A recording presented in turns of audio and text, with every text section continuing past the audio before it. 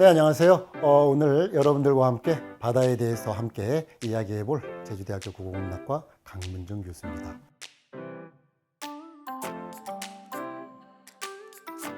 저는요, 아시다시피 국문학자입니다. 국문학 중에서도 고전문학을 전공합니다. 그런데 왜 제가 해양과학에 대해서 이렇게 관심을 갖게 됐을까요?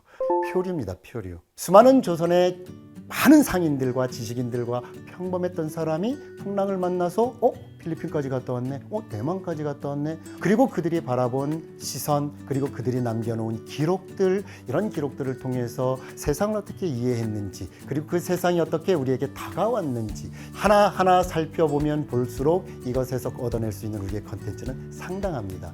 문화적 컨텐츠도 충분하고요, 과학적 진실도 굉장히 많이 등장합니다. 자, 여러분들은 바다에 대해서 딱 하면 떠오르는 게 뭘까요? 저는 이제 문학을 전공합니다. 국문학자입니다. 그래서 만남과 이별, 그리고 헤어짐, 이런 것도 주로 떠올라요. 그런데 어떤 분들은 소금을 떠오르기도 할 것이고, 어떤 사람들은 태풍, 어떤 사람들은 이순신 장군과 같은 해전사 등등 당연한 아주 다양한 컨텐츠를 떠올리게 될 겁니다. 사실 바다는 우리 생태계를 유지하는 파수꾼 역할을 충분히 하고 있습니다. 여러분, 식물성 플랑크톤 잘 들어보셨죠? 여기서 배출해내는 산소가요, 지구 산소의 대부분을 차지할 정도입니다. 대기를 구성하고 있는 이산화탄소를 흡수합니다. 바다 하면 딱 떠오르는 색깔이 무엇입니까? 블루죠. 그래서 이 바다가 흡수하는 탄소를 블루카본으로 규정하기도 합니다. 이것은 우리가 말하는 녹색 식물에서 흡수하는 이산화탄소인 그린카본에 비하면 무려 50배나 넘는다라고 합니다. 그러니까 이미 바다는 생태계 기후 환경의 변화에 핵심적인 역할을 하기도 하면서 컨트롤할 수 있는 자정 능력을 갖기도 하죠. 그런데 저는 고전학자입니다.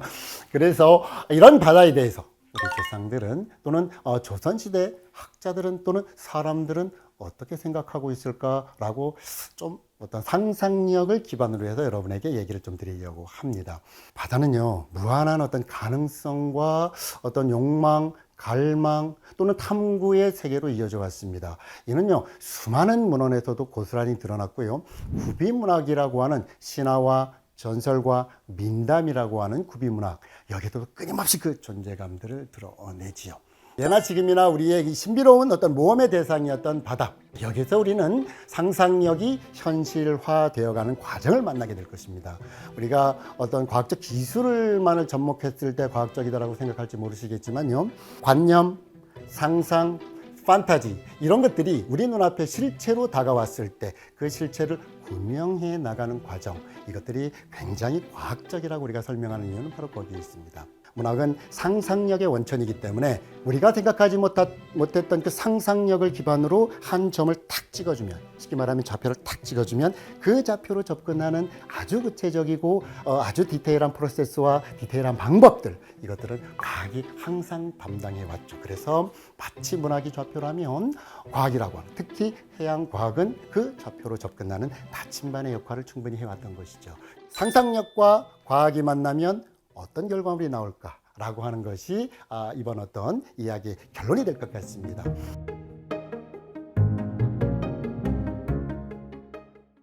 여러분, 바다 하면 탁 떠오르는 게 뭘까요? 로버트 스티븐슨의 보물섬. 물론 1883년에 만들어진 보물섬도 굉장히 재미있는 이야기이죠. 오디세이도 우리가 생각을 할 수 있겠고요, 신화의 바다죠. 오디세이라고 하는 것은 뿐만이 아닙니다. 우리 조선에서도 이 바다를 어떤 정복의 대상이면서 개척의 대상이라고 생각했었던 문학 작품들이 상당히 많습니다. 가장 대표적으로 태원지라고 하는 작품이 있는데요, 이것은 드라마틱한 해양 경험을 통해서 미지의 세계를 개척해 나가는 서사 구조이기도 하죠. 오늘 여러분들과 소통할 수 있는 전설 하나를 소개해 드리도록 하겠습니다. 바로 이여도 전설입니다. 이여도는요, 안정감과 풍요로움의 상징이자 판타지적인 공간이면서 동시에 이상형의 공간이었습니다. 누구에게? 우리 조선인들에게 그랬습니다. 조선인들은 이 말로만 전해졌던 어떤 유무형의 보물섬, 굉장히 많이 떠나기도 했습니다. 사실 상상 속의 이여도는 어떤 굉장히 낙원이지만 실제 이여도는 수중섬에 해당합니다. 수중섬, 암초이기도 하지요. 이 떠남의 과정은 어떤 개척의 정신이라기보다는 주로 표류라고 하는 어떤 환경 때문에 많이 접하게 되었던 것이죠. 많은 어부들이 배를 타고 폭풍우를 만나게 됩니다. 그리고 어딘가로 가게 됩니다. 그런데 눈에 보여요. 한 초등학교 한 운동장 정도만한 크기에 굉장히 자갈과 바위로 되어 있는 섬을 보게 됩니다. 근데 놀라워요. 거기에는요 아주 자그마한 한 칸짜리 사당이 만들어졌고요. 그 사당 안에는 방금 막 지은 아주 쌀밥, 김이 모락모락 우르는 그 쌀밥이 상에 이렇게 차려져 있어요. 향이 피어져 있어요. 무섭잖아요.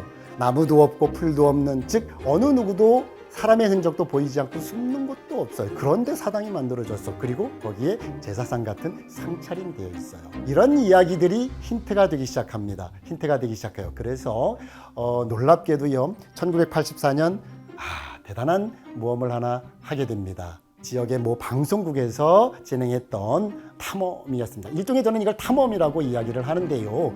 왜 그러냐면 굉장히 많은 전설과 그 다음에 기록들이 있는 실제의 이어도를 찾으려고 합니다. 이것은 수많은 상선들이 어느 부근에서 침몰됐다라고 하는 기록들, 그리고 지나가면서 보았다라고 하는 기록들에 기반을 한 것이죠. 수많은 고난 끝에 찾아냅니다. 찾아내 보니까요 약 4.6m 바다 밑으로 가라앉아 있는 수중 암초였습니다. 섬이었습니다. 크지 않죠. 그게 이제 드러나게 됩니다. 그러니까 전설이 딱 맞아떨어진 것이죠. 왜냐하면 이 이어도는 굉장히 바람이 세차게 불고 파도가 높이 쳤을 때만 인간의 눈에 드러났었거든요. 그러니까 이것이 실제 객관적인 탐사를 해보니 그렇다는 것이죠. 이어도라고 하는 공간이 실체가 딱 드러났을 때 저는 좀 충격을 받았어요. 왜냐하면 초등학교 저학년 때부터 제주도의 고향인 사람들은 이 이어도에서 굉장히 환타지를 많이 갖고 있었거든요. 근데 조그만한 암초였다라고 하는 그것이 딱 드러났을 때 너무 허무하기도 했고 너무 실망하기도 했지만 그러나 대반전이 일어났던 거죠. 이 탐험은 그대로 계속 이어집니다. 그리고 놀랍게도요 1995년에 이 암초의 해양과학기지 건설을 시작해요. 우리의 1호 해양과학기지가 건설됩니다. 이름도 이어도 해양과학기지입니다. 그런데 그거보다 더 중요한 사실이 있어요. 2001년 지리원에서, 국립지리원에서 드디어 이곳을 이어도라고 하는 실제 지명화합니다. 그 이후에 대한민국 지도를 그릴 때 이 지역을 이어도라고 표기하기 시작했습니다. 이 놀라운 사실입니다.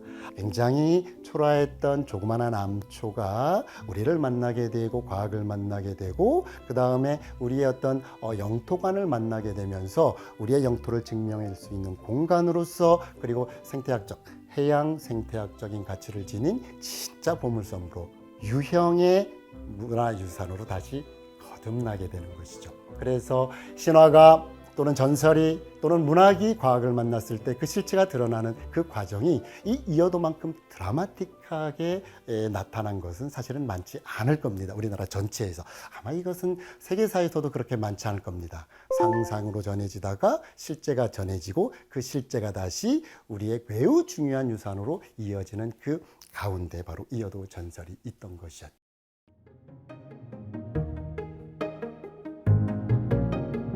자, 그 다음에 또 다른 상상의 원천을 하나 소개해 드리겠습니다. 놀랍게도요, 우리 조선 사람들은 여자들만 사는 나라를 상상했습니다. 그것이 바로 여인국입니다. 여러분, 아마존강에 여인들만 산다는 국가가 있었잖아요. 아마조네스라고 하는 그 지역이죠. 이것도 역시 상상, 즉 전설에 기초한 겁니다. 우리나라 같은 경우는요, 남쪽 지방에 여인국이 있다고 이제 전해지고 있습니다. 당시 조선 사람들은요, 이 여인국이 실제했다고 믿었어요. 그래서 가장 오래된 기록은 사실은 아주 체계적으로 정리한 기록은 1488년 기록입니다. 최부라고 하는 분이 정리한 표해록, 풍랑을 만나 표류했다가 돌아온 기록입니다. 이 표해록 1488년 1월 8일자 기록에 이렇게 되어 있어요.